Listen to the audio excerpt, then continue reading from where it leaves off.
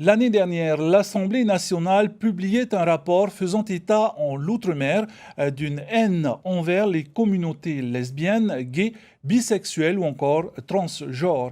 L'importance culturelle des stéréotypes de genre, le poids de la famille et des convictions religieuses, le manque de soutien institutionnel dans la lutte contre les discriminations ou encore une mobilisation insuffisante des élus locaux sont autant de facteurs qui rendent la vie plus difficile pour la communauté LGBT.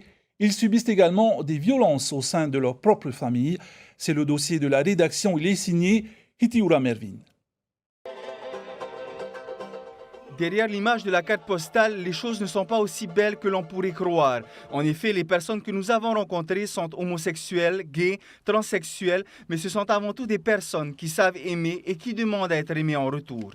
Il y a d'abord Shelby, elle a toujours eu le sentiment d'être une fille. Enfant déjà, elle prend conscience qu'elle est différente. Ça a été un peu plus difficile, on peut dire, au niveau de mon grand-père. Mon père, qui est boxeur, c'était pour lui, j'étais son premier garçon et l'enfant qu'il a voulu, déjà que c'était un garçon, il était super heureux, mais le souci c'est que j'allais devenir une fille. Il y avait un petit rejet, mais mon père a très bien accepté par la suite. Christopher Prenat est aujourd'hui une figure de la mode. Si plus jeune, il a dû faire face à des moqueries. Aujourd'hui, il vit son homosexualité librement et sans complexe. Donc j'ai dit à ma mère, comme à ma sœur, c'était ma phrase pour faire comprendre aux gens, c'est je suis pas sûre, mais voilà, je pense que je suis attirée par les garçons, disant que c'est pas pareil quand je regarde une fille et quand je regarde un mec. Et là, elle me regarde, tu sais ce qu'elle me sort? Elle m'a dit, mais tu crois que je suis idiote ou quoi? Avec mon père, on a fini le restaurant, impossible de manger, bien sûr, c'était tellement tendu, la pression s'était décuplée, parce qu'il gardait tout. Dans la voiture, il a craqué en disant, pourquoi tu me fais ça? Et vous vous rendez pas compte que nous, en tant qu'enfants, on culpabilise, on a l'impression qu'on a un problème, que c'est pas normal, c'est contre nature ce qui se passe. Ce jeune garçon témoigne à visage caché et nous raconte son parcours, une route jonchée d'obstacles. Mais aujourd'hui, sa détermination et son courage sont un exemple pour tous les jeunes qui ne savent pas affronter le regard des autres et surtout les jugements des membres de leur famille. J'étais sortie avec mon copain de l'époque. Du coup, je le ramène, je me gare en bord de route. À ce moment-là, il y a une autre bagnole qui se gare juste en face de nous. Donc du coup, ma mère est sortie de leur voiture, est venue à mon niveau et me fait « Tu rentres, tu prends tes affaires et tu t'en vas » pendant 3 ans. J'ai pas eu de nouvelles d'eux. Il n'y a pas longtemps, mon père m'appelle et il me fait « Écoute, tu rentres en appart, tu reviens à la maison, ta mère est souffrante, elle est en phase terminale. » Aujourd'hui, les choses se passent relativement bien. On peut manger ensemble, on peut discuter, on se croise plus, on habite ensemble maintenant.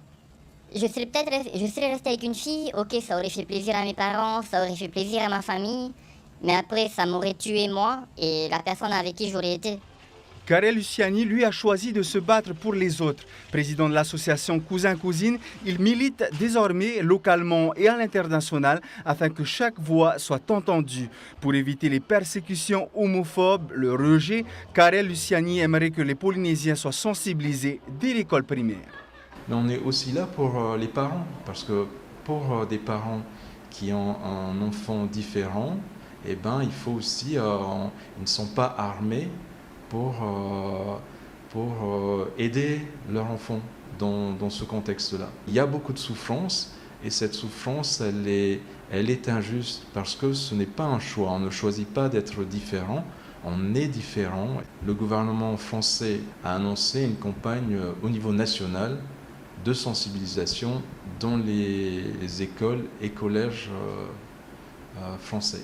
Donc j'espère que ces actions arriveront jusqu'à la Polynésie. Le rapport relève des formes d'homophobie et de transphobie plus marquées dans l'outre-mer qu'en métropole. Les rapporteurs notent toutefois qu'il existe une forme d'acceptation en Polynésie où les Mahou et les RRF font partie intégrante de la société. 4 recommandations sont proposées: mieux documenter les LGBT-phobies, renforcer les actions de sensibilisation, soutenir le tissu associatif et enfin libérer la parole.